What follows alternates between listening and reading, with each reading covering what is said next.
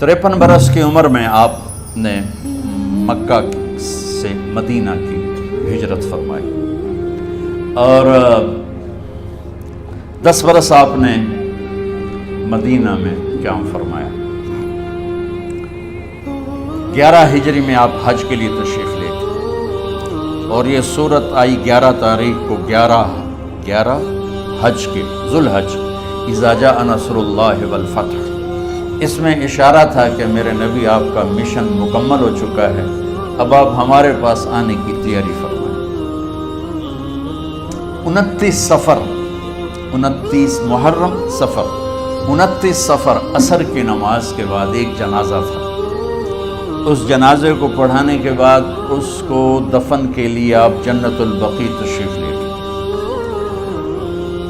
وہاں سے واپس ہونے لگے تو سر درد اٹھا اور وہ درد ایک دم بڑھنا شروع ہوا، اور اس دن باری حضرت عائشہ کے گھر کی تھی، تو آپ گھر میں تشریف لاتے لاتے درد کے ساتھ بخار، تیز درد، تیز بخار، اور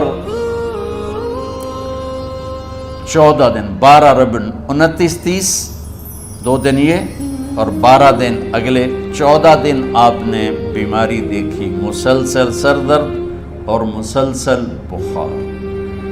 اور روزانہ آپ جب گھر بدلتے، اس وقت 9 بیویاں زندہ تھیں، تو آپ پوچھتے کل کس کی باری ہے، کل کس کی باری ہے؟ جی میمونہ کی ہے۔ اگلا دن کل کس کی باری؟ جی حفصہ کی۔ کل کس کی باری ہے؟ ام سلمہ کی ہے۔ تو بیگمات نے اس سے سمجھا کہ اللہ کے نبی یہ چاہتے ہیں کہ میں بیماری کے دن عائشہ کے پاس گزاروں، ورنہ آپ کو تو خود پتہ ہے کل کس کی باری ہے، پرسوں کس کی باری ہے، ترسوں کس کی باری ہے۔ تو حضرت میمونہ کے گھر میں آپ تشریف فرما تھے، تو ساری باقی 7 بیگمات جمع ہوئیں اور انہوں نے آ کے عرض کی، یا رسول اللہ، جب تک آپ بیمار ہیں آپ عائشہ کے پاس آرام فرمائیں، اور جب اللہ آپ کو شفا دے دے تو پھر ہماری ترتیب کو آپ دوبارہ شروع فرما دیں۔ تو آپ نے سب کا شکریہ ادا کیا، علی اور عباس کو بلایا، ان کے کندھوں پہ آپ نے یوں ہاتھ رکھے اور آپ کے پاؤں یوں زمین پہ لگ رہے، آپ پورا پاؤں نہیں لگا پا رہے تھے کمزوری سے، یہ پوزیشن تھی اس طرح۔ اور یہ پیر کا دن تھا، آپ حضرت عائشہ کے گھر میں داخل ہوئے اور اگلے پیر کو حضرت عائشہ کے گھر میں آپ اپنے اللہ کے پاس چلے گئے۔ آخری ہفتہ آپ نے حضرت عائشہ کے گھر میں گزارا۔ صحابہ ملاقات کے لیے حاضر ہوئے تو آپ ان کو دیکھ کے رونے لگے اور فرمایا کہ میں تمہیں اللہ کے سپرد کرتا ہوں، اللہ تمہاری حفاظت کرے، اللہ تمہارا ساتھی ہو، آواکم اللہ، حفظکم اللہ، نصرکم اللہ، بہت دعائیں دی۔ آپ کے جانے میں 5 دن باقی تھے، تو آپ نے فرمایا مجھے 7 کنوؤں کے پانی سے غسل کرواؤ۔ تو 7 کنوؤں سے پانی لایا گیا مشکیزوں میں بھر کے۔ تو حضرت عائشہ کے گھر میں کوئی ایسا ٹب نہیں تھا جس میں بیٹھ کے وہ آپ نہا سکتے، تو حضرت حفصہ کے گھر سے ٹب منگوایا گیا، آپ اس میں بیٹھے، تہمت باندھا ہوا تھا، کرتا اتارا اور آپ پر 7 کنوؤں کا پانی ڈالا گیا، تھوڑا تھوڑا تھوڑا تھوڑا تھوڑا تھوڑا، تو اس سے بخار کی شدت کم ہوئی اور آپ سر درد کی وجہ سے آپ نے ایسے پٹی باندھی سرخ رنگ کی، اور اس کے بعد حضرت علی اور فضل بن عباس کے کندھوں کا آسرا لے کر آپ مسجد میں تشریف لائے اور آپ ممبر پر بیٹھے اور آپ نے فرمایا، لوگوں میرے جانے کا وقت آ چکا ہے، میں نے کسی پر زیادتی کی ہو، کسی کو تھپڑ مارا ہو، کسی کو چھڑی ماری ہو، کسی کا حق دبایا ہو، تو میں اپنی جان کے ساتھ، مال کے ساتھ حاضر ہوں، مجھ سے یہی بدلہ لے لو، آخرت میں میرے خلاف کوئی دعویٰ نہ کر، میں آخرت کے حساب کو برداشت نہیں کر سکتا۔ جن کے طفیل لوگوں کا حساب معاف ہوگا، جن کی طفیل، جن کی شفاعت پر لوگ بے حساب جنت میں جائیں گے، وہ روتے ہوئے فرما رہے ہیں کہ میں آخرت کے حساب کو نہیں دے سکتا۔ تو سارے صحابہ رونے لگے، لیکن آپ اپنی بات کو دہراتے رہے، کوئی بھی نہیں اٹھا۔ تو آپ نے ظہر کی نماز پڑھائی، ظہر کے بعد پھر ممبر پر آئے اور فرمایا کہ لوگوں یہیں مجھ سے حساب کتاب کر لو، آگے نہ کرنا، بتاؤ میں نے کسی کا کوئی حق دینا۔ ایک صحابی کھڑے ہو، یا رسول اللہ آپ نے میرے 3 روپے دینے ہیں، 3 درہم۔ تو آپ نے فرمایا دینے ہوں گے ضرور، پر مجھے یاد نہیں، بتاؤ گے کس طرح دینے ہیں؟ کہ یا رسول اللہ آپ کے پاس سائل آیا تھا، آپ سے مانگا، آپ کے پاس تھے نہیں، تو آپ نے مجھ سے کہا تیرے پاس کچھ ہیں؟ تو میرے پاس 3 درہم تھے، تو آپ نے فرمایا تو دے دے، میں بعد میں ادا کر دوں گا۔ تو ہاں یاد آ گیا۔ تو میرے نبی کے گھر میں تو تیل نہیں تھا، ایک چھٹانگ جس سے چراغ جلتا، پیسہ کہاں سے آتا؟ تو آپ کے سامنے آپ کے کزن فضل بن عباس کھڑے تھے۔ آپ نے فرمایا فضل میرا قرضہ ذمے لیتے؟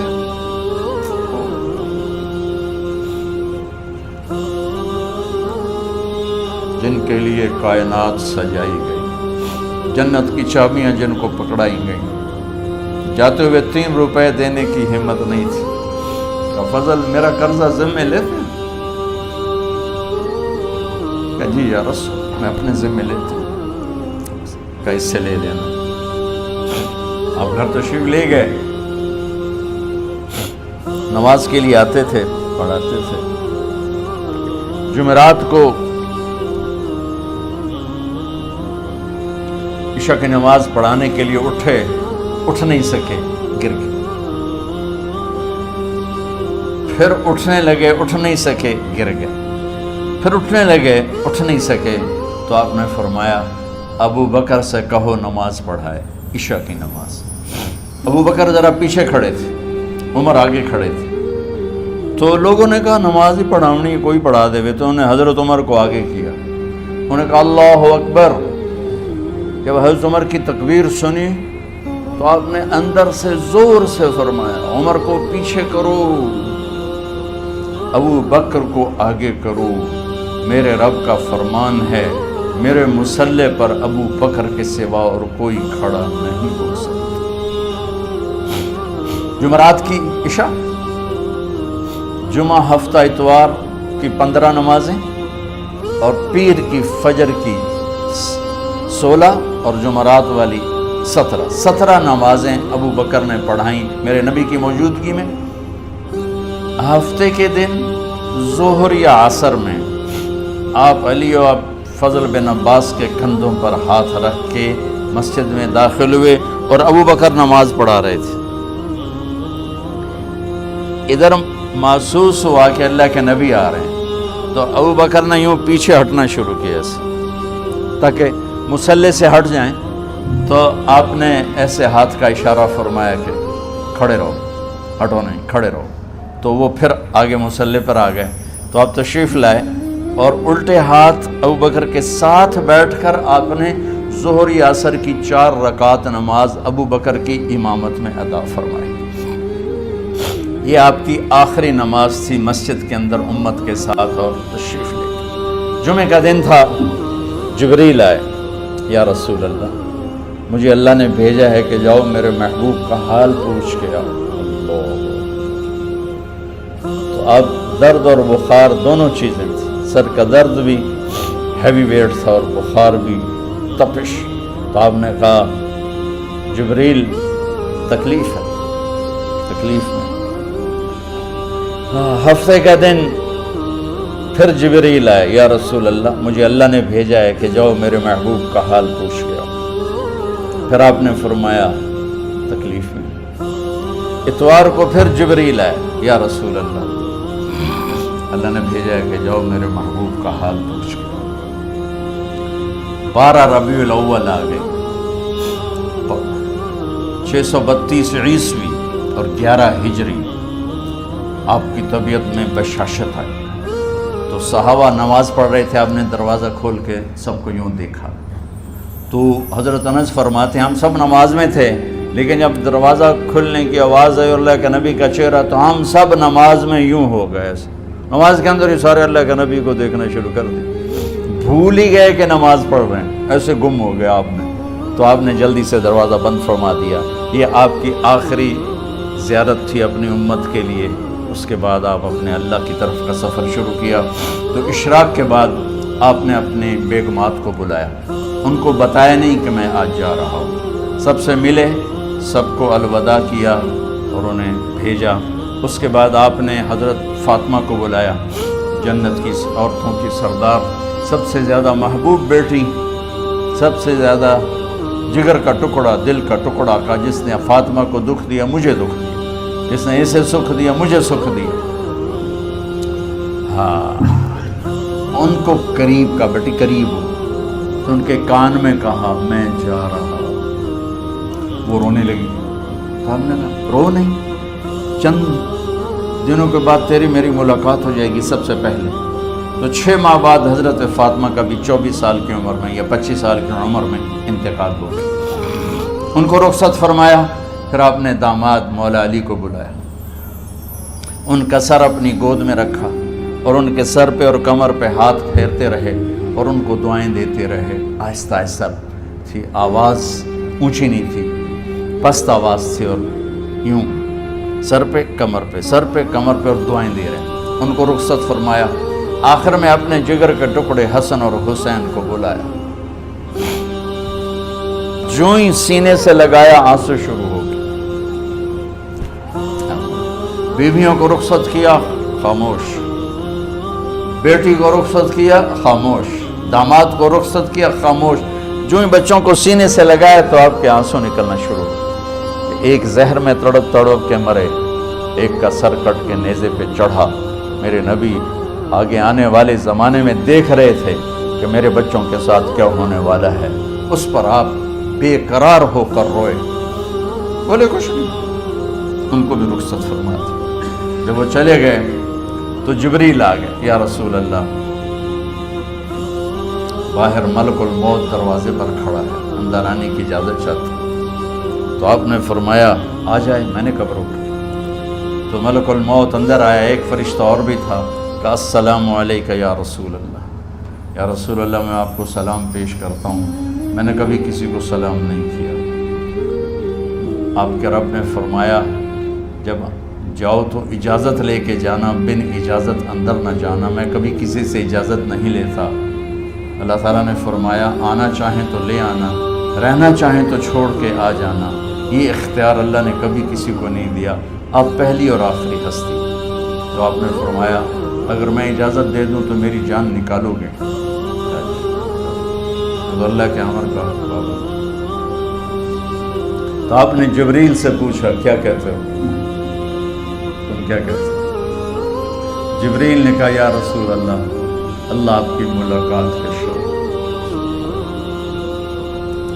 میرے بھائی بہنوں، اللہ سے یہ دعا کیا کرو کہ اللہ ایسی موت دے جب جانے کا وقت ہے تو ہماری ملاقات کے شوق۔ ایک صحابی کا انتقال ہوا، آپ نے ان کی قبر پہ جا کے یہ دعا کی، یا اللہ طلحہ جب تیری بارگاہ میں پیش ہو تو اسے دیکھ کے مسکرائے، یہ تجھے دیکھ کے مسکرائے، سارے دکھ درد دور ہو جائیں۔ تو جبریل بولے یا رسول اللہ، اللہ آپ کی ملاقات کے شوق۔ آپ نے فرمایا جاؤ اللہ سے پوچھ کے آؤ میرے بعد میری امت کے ساتھ کیا کرے گا، جاؤ پوچھ کے آؤ حسن حسین کے ساتھ کیا کرے گا، یہ پوچھنا۔ ہر کوئی اپنے بچوں کو یاد کرتا،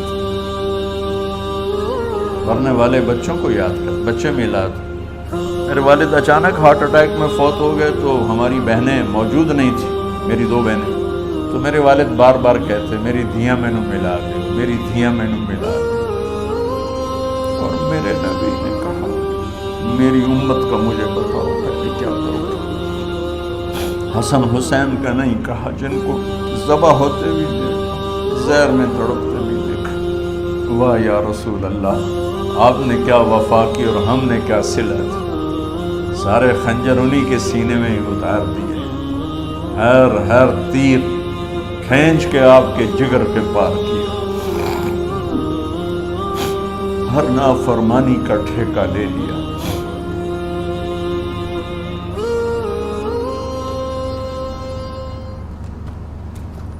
آؤ پوچھ کے آؤ میرے بعد میری امت کا کیا کرے گا۔ تو جبریل جا کر پیغام لائے کہ اللہ تعالیٰ فرما رہے ہیں ہم آپ کی امت کو تنہا نہیں چھوڑیں گے۔ میرے رب کی عزت کی قسم، خواتین و حضرات، میرے رب کی عزت کی قسم، میرے نبی یہ بات نہ اٹھاتے کوئی ہم میں خنزیر بنتا، کوئی بندر ہو جاتا، کوئی کتا ہو جاتا، کوئی سانپ بچھو بن جاتا، اس کملی والے پہ درود و سلام پڑھو جس نے اولاد کو پیچھے کر کے تمہیں اللہ سے مانگا۔ جب تک اللہ نے یہ نہیں کہا کہ آپ کی امت کے بارے میں راضی کر دوں گا، آپ نے فیصلہ نہیں کیا کہ چلو ملک الموت اللہ کی تقدیر کو پورا کر، اور جاتے ہوئے 2 نصیحتیں فرمائیں، وہ بھی بچوں کے لیے نہیں، بیویوں کے لیے نہیں، امت کے لیے۔ الصلاۃ وما ملکت ایمانکم، اے میری امت نماز نہ چھوڑنا، نوکروں سے اچھا سلوک کر، حقوق اللہ نماز، حقوق العباد غریب لوگ، اور فرمایا غریبوں پہ ترس کھانا، اپنے نوکر ملازم غلاموں پہ ترس کھانا، اور نماز نہ چھوڑنا، نماز نہ چھوڑنا، نماز نہ چھوڑنا، نماز آخر الفاظ ہے، نماز نہ چھوڑنا، نماز نہ چھوڑنا، نماز نہ چھوڑنا۔ اور اب حضرت عائشہ کے سینے پر اس طرح نیم دراز تھے، حضرت عائشہ یوں سیدھا بیٹھی ہوئی تھی۔ اب فرمایا کہ مجھے فخر حاصل ہے، مات فی سحری و نحری، میرے نبی نے میری گردن اور سینے کے درمیان اللہ کو جان پیش کی۔ آپ اس طرح نیم دراز تھے تو تھوڑی دیر پہلے عبد الرحمن بن عوف آئے، عبد الرحمن بن ابو بکر آئے، آپ کے ہاتھ میں تازہ مسواک تھا، آپ مسواک بہت فرماتے تھے، تو آپ اتنے کمزور ہو چکے تھے کہ بولا نہیں جا رہا تھا، تو آپ کی نظریں مسواک پہ ٹک گئیں، دیکھے جا رہے ہیں، مسواک کو دیکھے جا رہے ہیں۔ حضرت عائشہ نے محسوس کیا کہ نظریں مسواک پر ہیں، تو کہا یا رسول اللہ اب مسواک کرنا چاہتے ہیں، تو آپ نے تو حضرت عائشہ نے اب بھائی سے لے کر وہ لکڑی اور اپنے منہ میں چبائی اور آپ کے منہ میں اس طرح کر کے خود چلائی، کہا میں وہ خوش قسمت ہوں جس کا لعاب آخری غذا تھی جو میرے نبی کے منہ میں گیا، وہ حضرت ام عائشہ کا لعاب مبارک تھا۔ اور پھر اس کے بعد اگلا یہ سارا واقعہ ہوا، تو آپ نے کہا الصلاۃ وما ملکت ایمانکم، ایک نماز نہ چھوڑنا، ایک اپنے نوکر نوکرانی غلاموں سے اچھا سلوک کرنا، اور پھر اللہم الرفیق الاعلی، یا اللہ بلا لے۔ جب آپ نے اعلان کیا کہ چلو تقدیر کو پورا کرو، تو جبریل بھی غمگین ہو کر کہنے لگے یا رسول اللہ پھر میرا بھی آج دنیا میں آخری دن ہے، آج کے بعد میں بھی کبھی اس دنیا میں لوٹ کے نہیں آؤں، یعنی وحی کے ساتھ۔ آپ کی آنکھیں بند ہوئی، حضرت عائشہ رضی اللہ تعالیٰ عنہ کی چیخ نکلی، تو ساری بیگمات دوڑی دوڑی آئیں، تو آپ کی منزل پوری ہو چکی تھی، تو آپ کو لٹایا گیا اور چادر ڈال دی گئی۔ ابو بکر رضی اللہ تعالیٰ عنہ اپنی دوسری بیگم کے پاس گئے تھے، عوالی، 3-4 میل، پتہ چلا تو وہاں سے گھوڑے پر وہ دوڑتے ہوئے آئے اور آ کر آپ کے ماتھے سے چہرے سے کپڑا ہٹایا اور آپ کے ماتھے پر بوسہ لیا، تو آپ کے آنسو ماتھے پر گرے، کوا و نبیا و خلیلا و صفیہ، ہائے میرا نبی، ہائے میرا دوست، ہائے میرا خلیل، ہائے میرا جگر، کہ یا رسول اللہ آج کے بعد آپ کوئی دکھ نہیں دیکھی۔ جب آپ درد سے بے قرار تھے اور بی بی فاطمہ رضی اللہ تعالیٰ عنہ ساتھ بیٹھی تھی، تو آپ کی بے قراری کو دیکھ کر وہ رونے لگی کہ ہائے میرے ابا کا درد، ہائے میرے ابا کا درد۔ تو میرے نبی نے کہا ما علی ابی کی کرب بعد اليوم، بیٹی آج تیرے باپ کے دکھ کا آخری دن ہے، آج کے بعد کوئی دکھ نہیں دیکھیں گے۔ تو صدیق نے کہا آپ آج کے بعد کوئی دکھ نہیں دیکھیں گے۔ اب تشریف لے گئے مسجد میں، تو کوہرام مچا ہوا تھا، کچھ گمسم تھے، اور عمر رضی اللہ عنہ تلوار اٹھائے ہوئے تھے، جو کہے گا اللہ کا نبی فوت ہو گیا میں سر اڑا دوں گا، وہ فوت نہیں ہوئے، وہ اللہ کے پاس گئے۔ ایک جنونی کیفیت پیدا ہوگی، وہ واپس آئیں گے، سارے کفار سے جہاد کریں گے۔ تو ابو بکر ممبر پر آئے، کہا عمر بیٹھ جاؤ۔ عمر کہنے لگے نہیں بیٹھتا، انکار نہیں بیٹھتا، اور تلوار ایسے، سبحان اللہ، واہ صدیق واہ۔ آپ نے ممبر پہ کھڑے ہو کر کیا سونے سے بھی لکھے جائیں تو کم ہے، قیمت اس سے زیادہ ہے، میرے صدیق نے کہا لوگو من کان یعبد محمدن فإن محمدن قد مات، جو محمد کی پوجا کرتے تھے تو آج محمد کو اللہ نے موت دی تھی۔ ومن کان یعبد اللہ فإن اللہ حی لا یموت، اور جو اللہ کی پوجا کرنے والے ہیں وہ یاد رکھو ان کا اللہ زندہ ہے، موت سے پاک۔ پھر آپ نے انک میت وانہم میتون، میرے محبوب آپ کو بھی موت آئے گی اور ان سب کو موت آئے گی۔ حضرت عمر فرماتے ہیں جب میں نے یہ آیت سنی تو میں یوں نہیں گرا، ایسے گرا سیدھا، ٹانگوں سے جان نکل گئی تو یوں گرے ایسے یوں، اور کہنے لگے مجھے یقین ہو گیا کہ موت آ گئی اور اللہ کے نبی ہمیں چھوڑ کے چلے گئے۔ غسل کون دے، کیسے دے؟ اہل بیت نے غسل دینا تھا۔ آپ کے کپڑے اتار کے غسل دیا جائے یا جو آپ نے کپڑے پہنے ہیں اسی میں غسل دیا جائے تو پریشان ہے، کیا کیا جائے؟ سب پہ اونگ طاری ہو گئی، ایک دم سب کو نیند آئی اور غیب سے آواز آئی کہ ہمارے نبی کو کپڑوں سمیت غسل دیا جائے۔ آپ کے بدن مبارک سے کپڑا نہیں اتارا، کوئی اتارے نہیں، تو اس آواز پر سارے بیدار ہوئے۔ تو حضرت عباس، فضل بن عباس، شقران آپ کے غلام، اور اسامہ بن زید اور علی بن ابی طالب آپ کو غسل دینے والے تھے۔ حضرت علی آپ پر پانی ڈال رہے تھے اور فضل بن عباس جسم کو مل رہے تھے، اور حضرت علی ساتھ ساتھ روتے ہوئے یا رسول اللہ آپ نے ہمیں صبر کا حکم دیا، اگر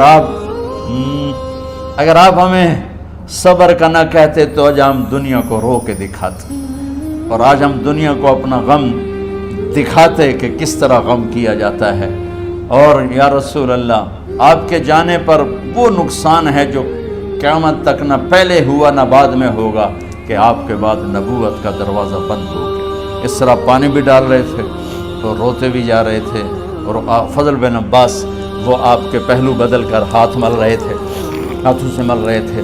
قبر کے کھودنے کا وقت آیا تو وہ لحد ہوتی ہے، کھڈا کھود کے پھر سائیڈ میں کھڈا کھودا جاتا ہے، اور ایک ہوتا اسٹریٹ جیسے ہمارے یہاں ڈال کے اوپر وہ سلیب ڈال دیتے ہیں، تو کیسے بنائی جائے؟ تو ابو طلحہ رضی اللہ تعالیٰ عنہ قبر بناتے تھے وہ والی لحد والی، تو فرمایا جو پہلے آ جائے گا نا وہی قبر تیار کر۔